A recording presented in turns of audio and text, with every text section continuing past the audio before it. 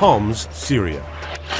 For months, activists in this media house had risked everything to capture and share with the world the shocking images of what was happening to their city.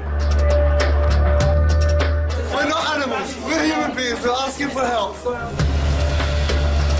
Now the team in the media house, quick, let's go, including CNN's Arwa Damon, Neil Hallsworth and Tim Crockett, had intel that things were about to get even more dangerous.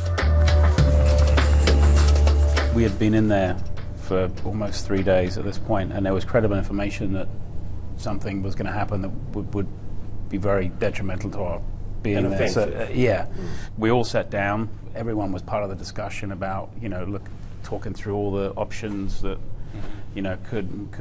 may not happen. In Homs and at CNN headquarters, the teams discussed the deteriorating conditions.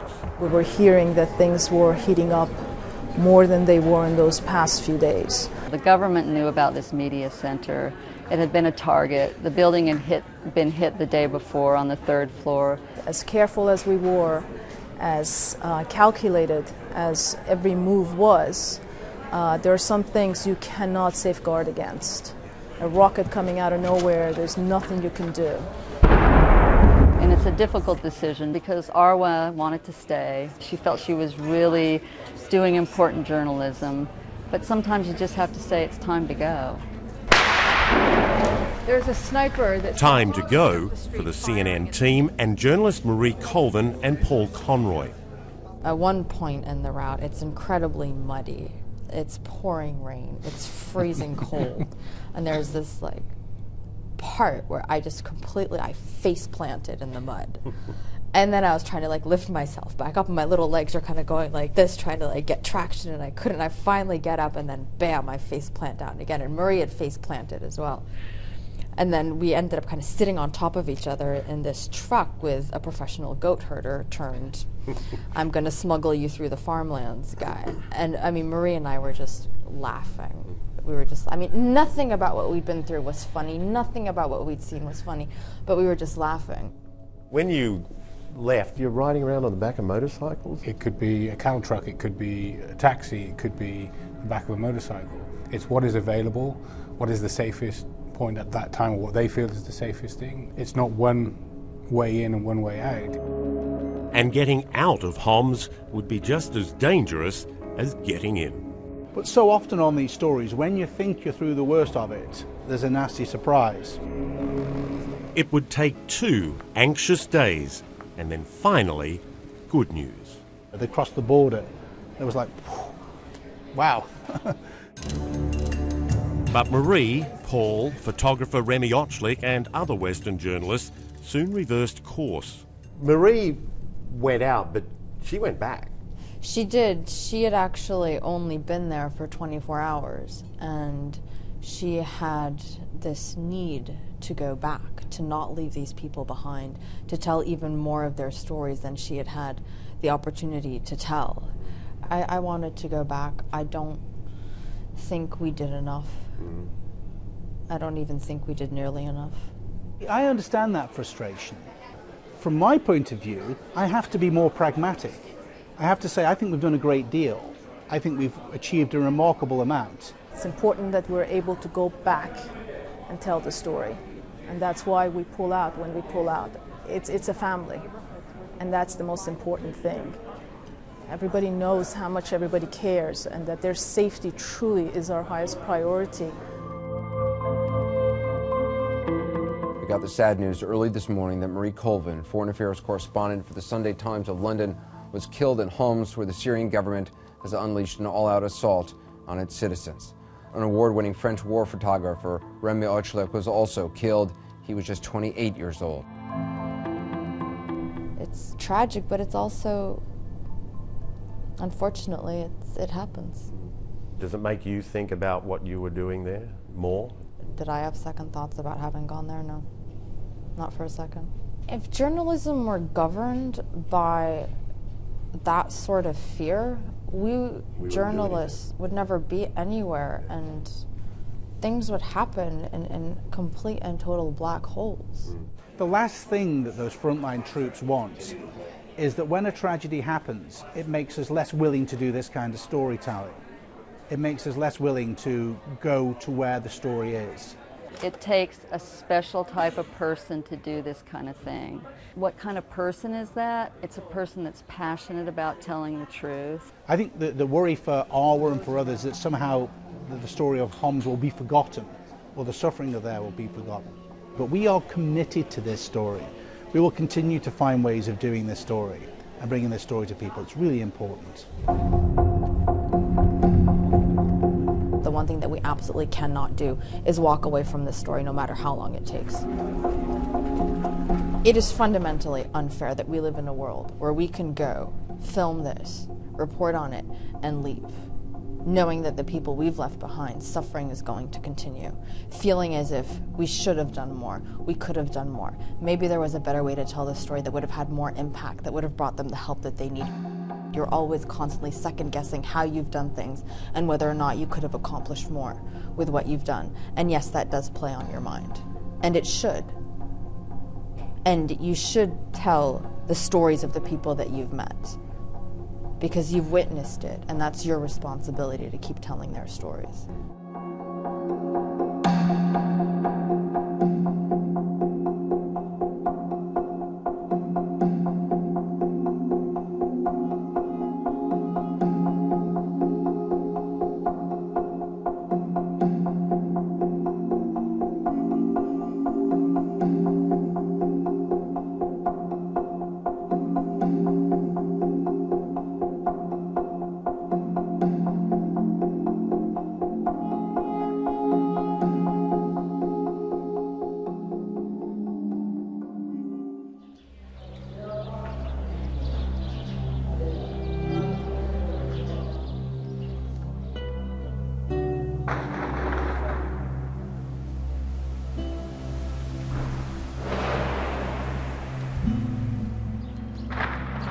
Homs, Syria. Allahu Akbar! A people under siege. This right here, it just speaks for itself. Bombarded for months. Allahu Akbar! Allahu Akbar! Picked off by snipers. Food and supplies running out. Medical care impossible.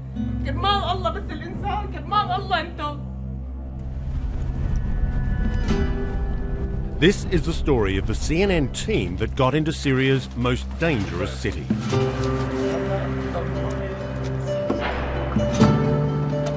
To reach a handful of citizens risking their lives every day. To see firsthand, to bear witness, and to tell the world about the suffering, the grief, and the courage of Homs.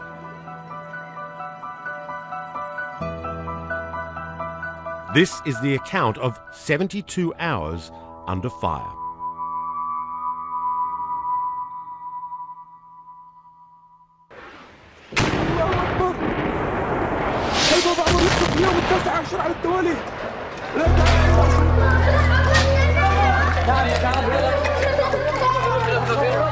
For more than a year, the regime of dictator Bashar al-Assad had used brutal force to put down a popular uprising in Syria. Across the country, protesters demanded change, chanting, "Down with the regime."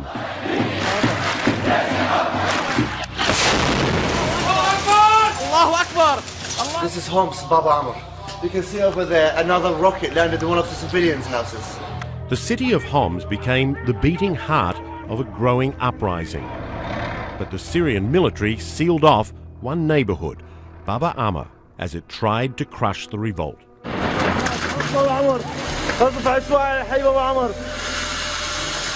Allahu Akbar! The Assad regime is shelling relentlessly these neighborhoods. There are snipers positioned in areas that are, killing people as they try to leave their homes. This is a civilian neighborhood where people were living normal civilian lives, being bombarded on a massive scale by its own armed forces.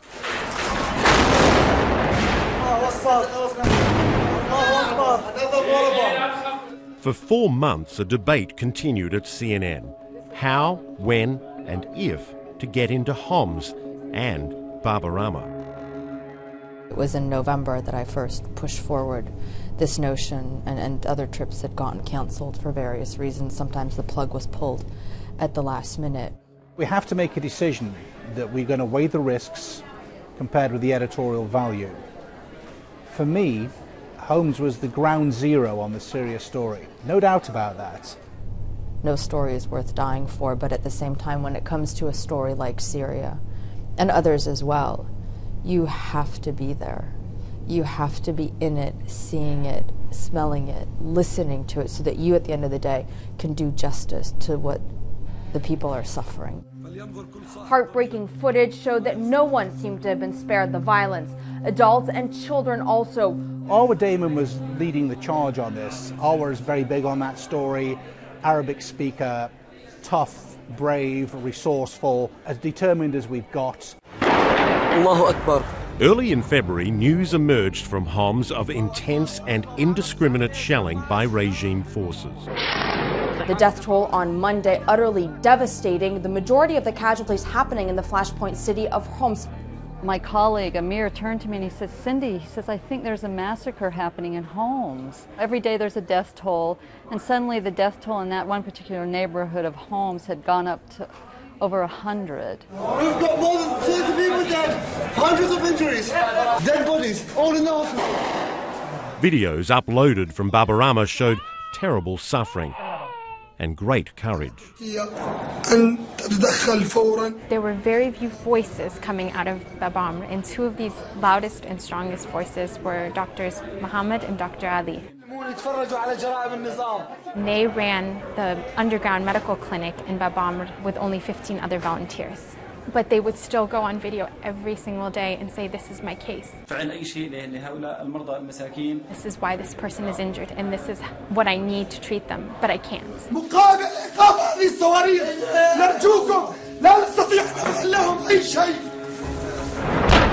Plans were revived to get a CNN team into Homs.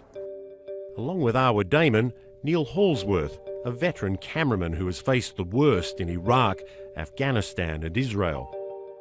And handling security, Tim Crockett, former British Special Forces and an expert in balancing safety with frontline news coverage.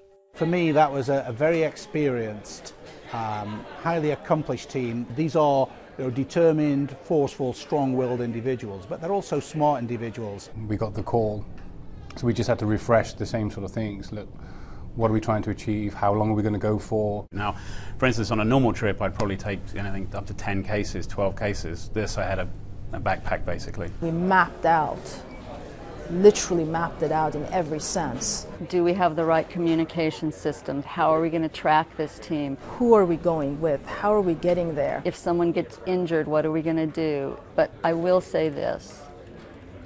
With all the preparation we do and all the things we set up and all the backstops we have, you're going into a war zone. You are on your own. I went to see my mom when it seemed like this trip was going to materialize. My dad was out of town, but I went to see my mom and I spent some time with her, and I actually wrote a letter for the first time to my family. And I went to see some very close friends as well, just in case. What was it about this trip? There was a lot of unknown going in. You know, sometimes you just get that gut feeling. You're nodding. Yeah, well, I didn't really go and say goodbye to him or anything like that, but it's probably one of the reasons I didn't, because I didn't want to think of it like that. So I tried to block that part of it out of my mind, really. We sat down as a team, we talked it through, and at each point we sort of weighed up, what are we trying to achieve here? What could happen? We went into it knowing the risk we were taking. And we were prepared to do that for the story. Every scenario considered, meticulous planning, but ultimately Arwa, Neil and Tim would have to rely on others on their journey into a city under siege. It involves a fairly elaborate process of being moved through farmlands, back roads, trying to avoid the government, ending up at various safe houses, and at every single leg, every single stop, you have a different person who's responsible to move you on, someone who knows the details of the lay of the land around you. As the team left for Homs, those at CNN headquarters were holding their breath. They have moved out of that safe house. At one point when they had just crossed the border, the truck stopped on the other side of the field on the dirt road. And for a journalist, that's a bad place to be. Alone on a dirt road in the middle of the night. A worrying start to a mission full of danger.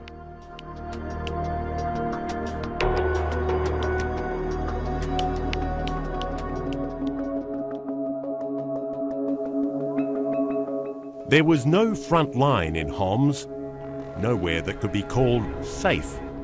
And getting in without getting caught would be perilous. The CNN team had made it out of the field and through the night. Then, just inside the Syrian border, the first signs of hardship and conflict. For nearly a week now, there has not been a single loaf of bread produced here. There is no flour, and that is because flour is subsidized by the government. Its distribution fully in the control of the regime, and they're not sending supplies out here anymore. In this safe house along the way, opposition forces held a man who says he killed for the al-Assad regime. They gave us guns with scopes, and you see the body as if you're looking at yourself in the mirror. He could see the protesters were unarmed, but he fired anyway, claiming it was kill or be killed for not carrying out orders.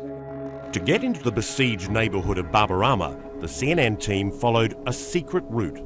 Some of these routes are the only way that they have to get whatever meager medical supplies they're getting in, and more importantly, to evacuate the wounded because they can't treat them. For the thousands trapped in Babarama, the route was their only precious lifeline, and keeping it secret meant keeping the cameras off. If we'd been caught and they got our footage, it would have compromised everybody. It's not worth it.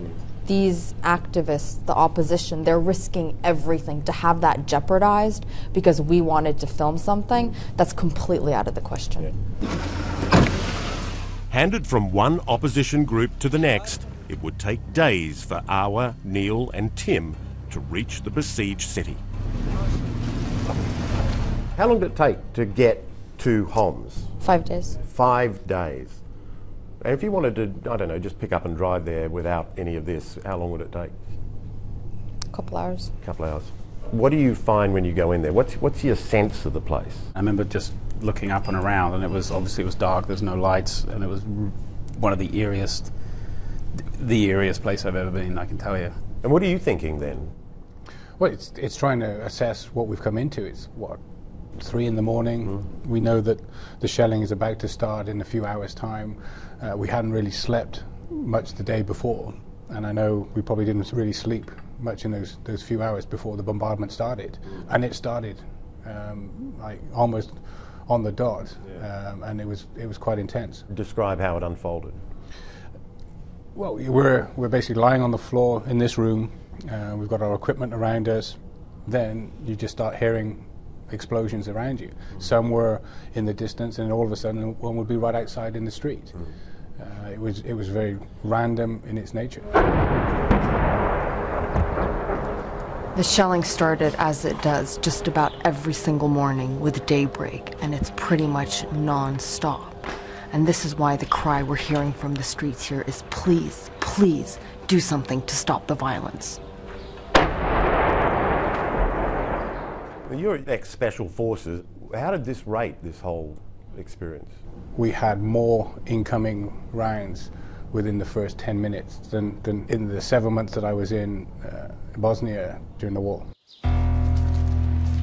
Here we have just one of many buildings that has been hit in this artillery barrage. When the bombardment eased, the team could see for the first time exactly what had happened to Homs. The streets are mostly deserted. The majority of residents are staying indoors or have already fled. You always wonder what life is like for people in these places, and you're driving through and it's mostly deserted. Most of the buildings have sustained some sort of damage. You can see the roof on that one. And then you'll see a kid peek their head out from a doorway, or you'll see a man walking in the street carrying an AK over one shoulder and a bag of diapers over the other. And there's all these people, and you want to go out to them and speak to them. I mean, how did they survive for this long? What were they going through? What was going on? Or you'd walk into houses that would be covered in a layer of dust, and there'd be all these kids' shoes outside.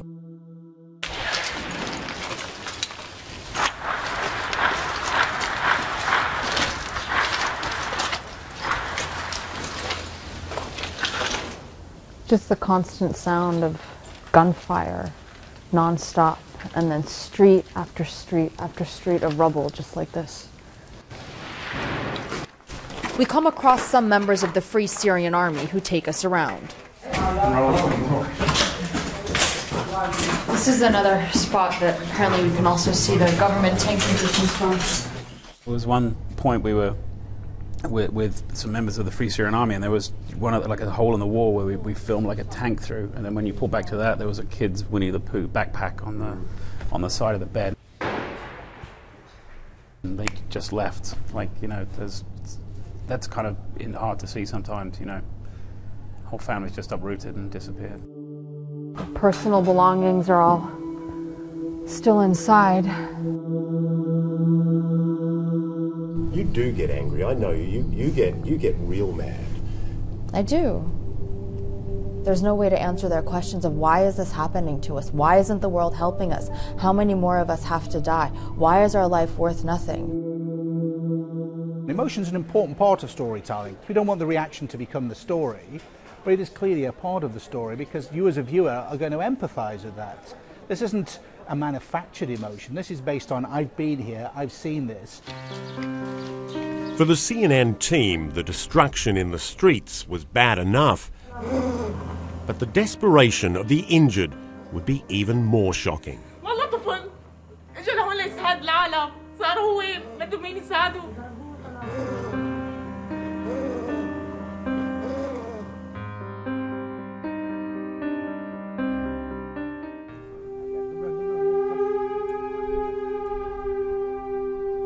On the horizon, thick smoke billows from a sabotaged gas pipeline. This is the war zone that Homs has become. CNN's Arwa Damon, Neil Halsworth and Tim Crockett are in Babarama, a neighbourhood that's endured constant shelling, where civilians are killed and wounded every day, where a makeshift clinic tries to help. We're here with Dr. Muhammad, who has actually been on numerous YouTube videos throughout this uprising, and now we're actually getting a first-hand look of exactly what he and his team are up against. A 30-year-old man lies on the brink of death after shrapnel hit him in the head.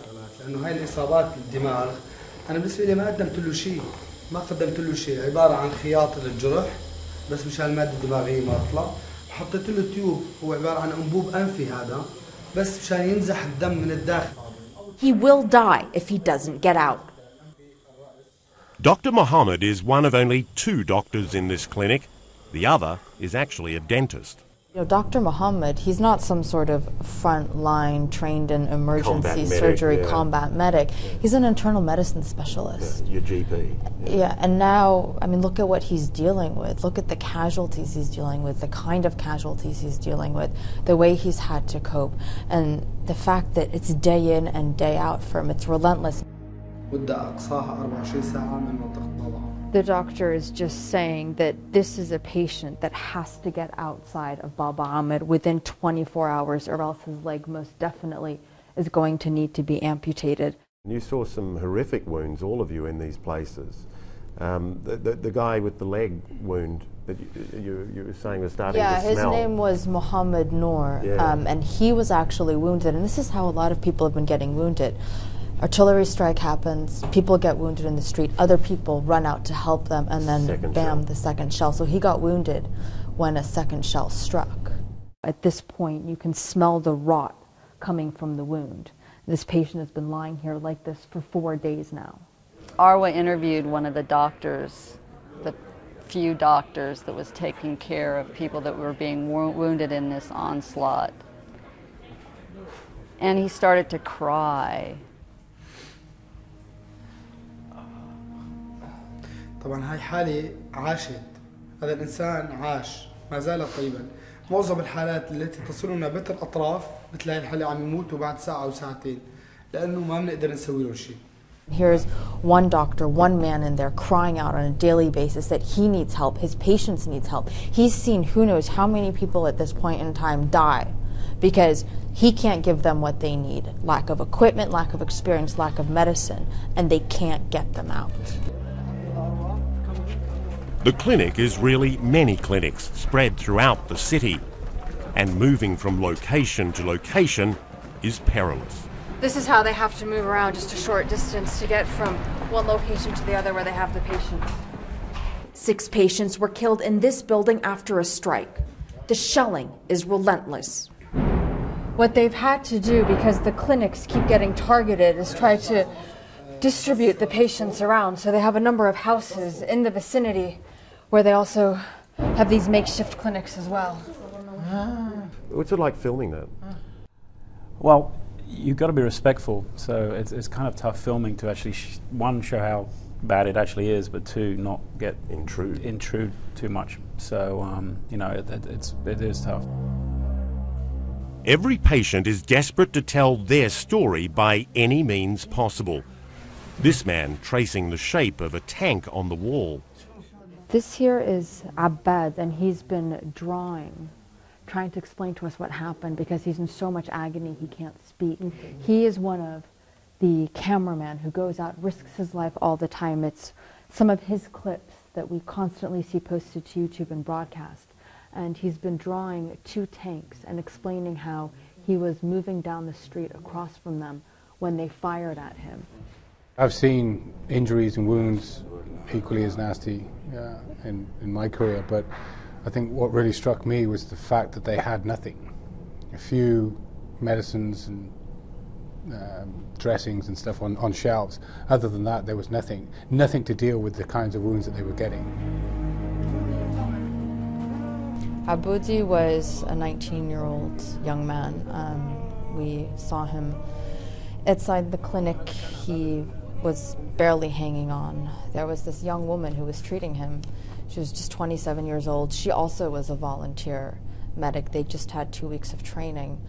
And you could hear the anger, the frustration, the sorrow, the sheer emotion in her voice when she was talking about how this was a young man just at the beginning of his life. He was actually engaged to be married.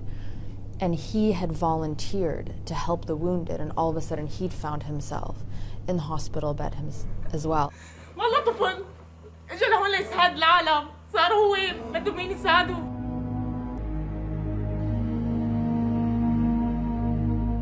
Just hours after this video was taken, Aboudi died. As did the 30-year-old with the severe head wound. You get angry that people have the capability to do this to one another, that people are suffering, and that there's nothing that one can do to ease their pain. There's no way to fix their situation. But there is some good news. At least 2 of the men in the CNN team's report are alive. Abad, who communicated through drawing, made it to a hospital in Lebanon. So too did Mohammed Noor. He did actually manage to get out, but not in time. The last I heard was that, yes, his leg was going to have to be amputated. What may never be known are the fates of hundreds of other people who were unable or unwilling to flee.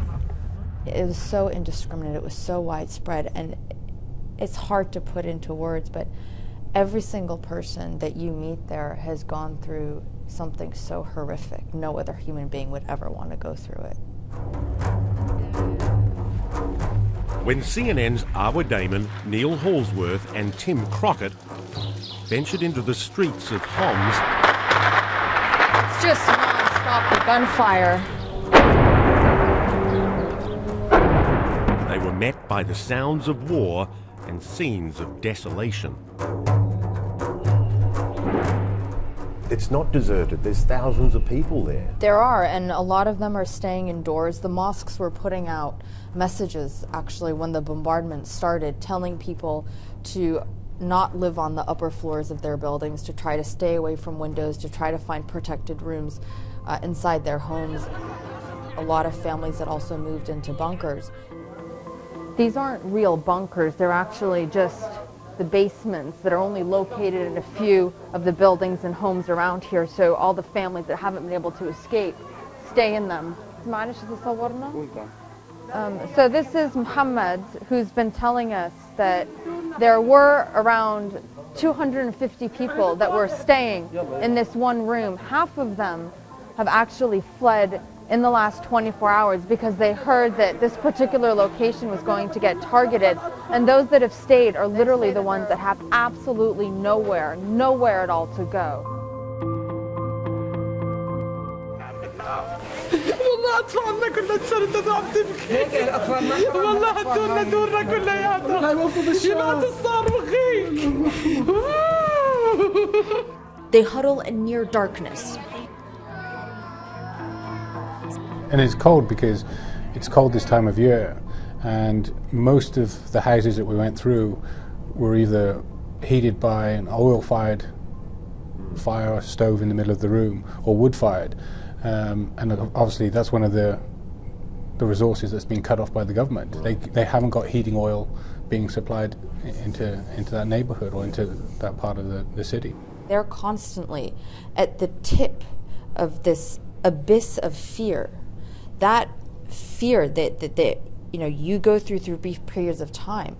They've been living this for months. This woman's son has been detained since the end of August. Another woman's son has been detained, this one right here, for a month and a half.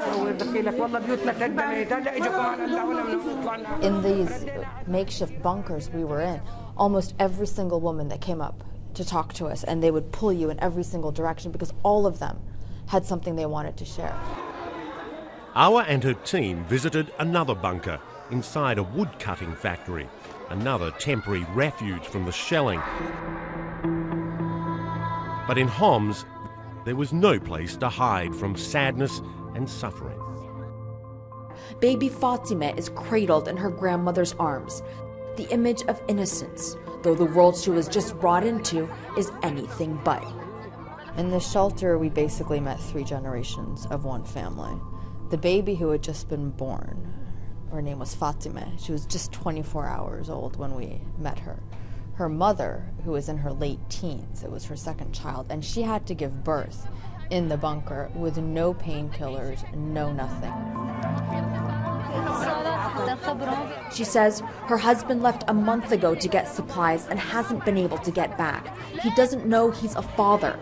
Baby Fatima has 2 great uncles she will never meet, both detained and returned as mutilated corpses. It was a sight you don't want to see.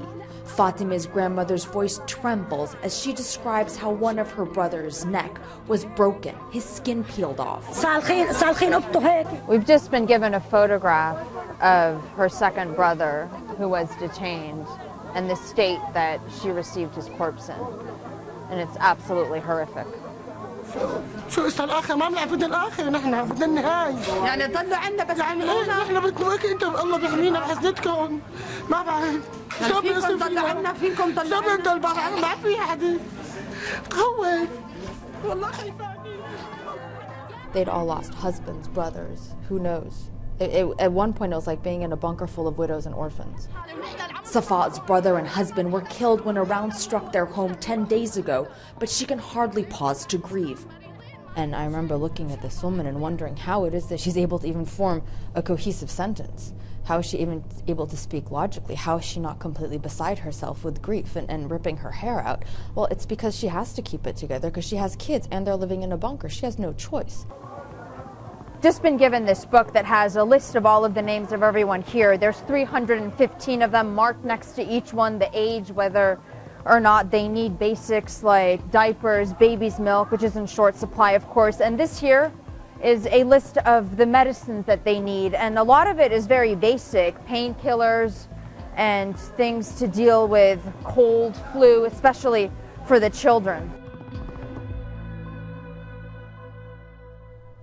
You feel helpless. You feel like you want to do something. I mean, yeah, I felt that I wanted to go back in there with a team of medical specialists with everything that we could carry to try and help support them. This woman is in complete tears. She doesn't want us to use her name. She doesn't want to show her face. Another woman was holding her baby, who's just crying. She's saying, you know, he has a fever, he's sick, feel his face, there's no medicine for him.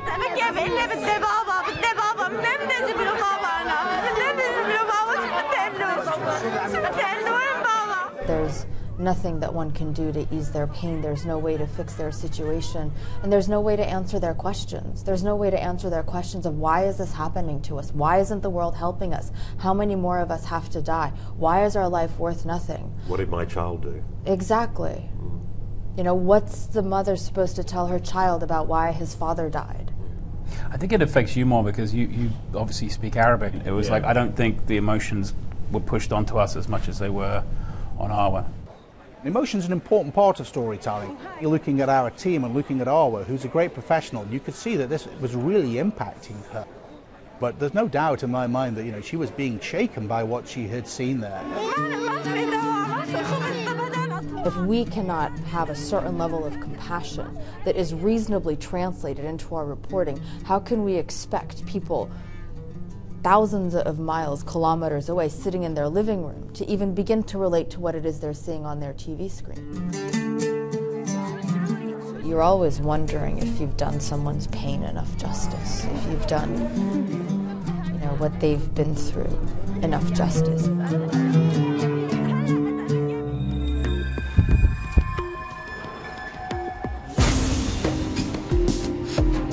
Homs, Syria, dawn. There's ongoing gunfire throughout the entire day. For CNN's Arwa Damon, Neil Hallsworth and Tim Crockett, it was day 2 covering the unfolding tragedy. And the bombardment started, and at one point there was a different kind of explosion or a different kind of noise, and I thought that was odd. It lasted a little bit longer, and I thought perhaps it was 2 or 3 impacts coming at the same time or in short succession. A little while later it happened again. It wasn't until the 3rd time it happened that I suddenly realized what it was, and it was thunder, but mixed in with the explosions. It was just a different experience, and it brought a smile to my face lying there that sort of in the darkness. A light moment that would be short-lived. Soon, a rocket slammed into the house, just 2 floors above them. It hit us. It hit our house. There is something burning. The voice on the tape cries out. The media house in Baba Amr has been hit. Cut off the live camera, someone shouts. They have discovered our position. But nothing, they swear, will shut them down. Undeterred, the activists soldier on. There was one time where they were typing on the computer, and a rocket hit the house, and the lights went out, and the place shook. They just carried on typing like nothing had happened. Allahu Akbar. We survey the damage. To get to the upper floors, you really have to hug the wall because there's one window that's exposed, but this is where you really see the full impact of the damage that was caused by the incoming rounds. I mean, this right here, it just speaks for itself. One of the neighbors was in. She was there with her father. She was this 9-year-old girl. And, the rounds were impacting pretty closely. The guys were all on their computers. And she was just kind of in a corner. And at one point I called her over to come sit on the couch. But she sat frozen. And I tried to go over to hug her, but she was so frozen she couldn't move. She just sat there like this, but then tears streaming down her face. This floor has obviously been completely trashed, and the activists were telling us that the bombardment, we keep hearing it over and over again, the sounds of artillery falling, is nothing compared to what they've been through before. But this was once an ordinary home, an ordinary family lived here, and we don't know what their story was. There's just bits and pieces of their lives that have been left behind, including this children's toy. What happened to that family? What exactly was it that made them flee? Are they alive? There's so much still that we don't know, and so much that still needs to be told. But hearing and telling those stories requires strategy.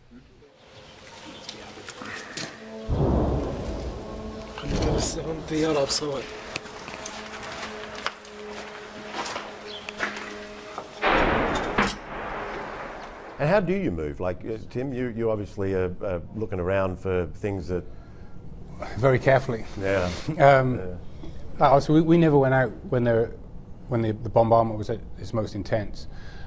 Typically, that would start 7:30 in the morning and carry through to anywhere between 12 and 1. Allahu Akbar.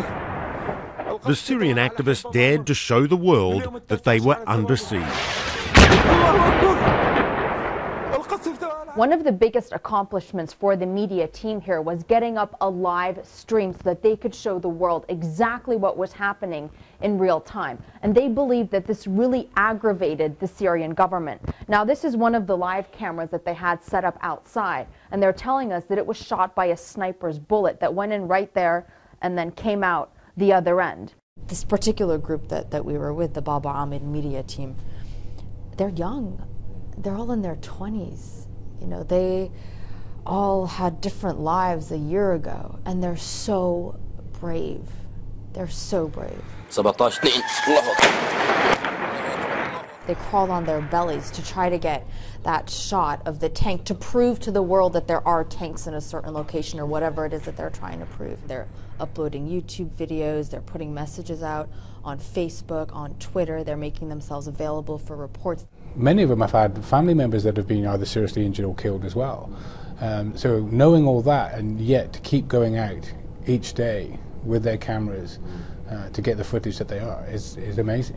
What they're doing, they feel is for their children, for their family, all these sort of things that until we ever found ourselves in that circumstances we can't really relate to. يعني مع كل القتل والدمار عم نحافظ على أعصابنا، عم نحافظ على إنه ما نكون نحن عندنا حقد أو نغذي حقد عند الناس. إذا ما صار في تدخل من الخارج رح بحر دم لأنه إذا استمر الوضع بهاي الصورة كيف بدنا نحن نقدر نتعاطى مع الناس؟ يعني الناس خلص تنفجر، مستحيل حدا يقدر يتحمل، ما حدا يرد علينا إذا بدنا نعمل أي شيء. The Syrian army is simply shelling a city of cold, starving civilians. Also getting the message out was veteran war correspondent Marie Colvin, reporting for the Sunday Times of London. I was sort of starstruck by her, actually, just because of everything that she'd done, her passion, her desire to tell the story. Marie, I mean, you have covered a lot of conflicts over a long time. How does this compare? This is the worst, Anderson, for many reasons. The last one, I think it's the last time we talked when I was in Misrata. It's partly personal safety, I guess. There's nowhere to run. You can sort of figure out where a sniper is, but you can't figure out where, where a shell is going to land. On the CNN team's third night in Baba Rama, word spread that a ground offensive by the Syrian military was imminent. It became clear that it was very difficult to find any place of safety there. Safety was a relative term. The risks were building on that assignment. The risks were building. Quick, let's go. And time, it seemed, was running out.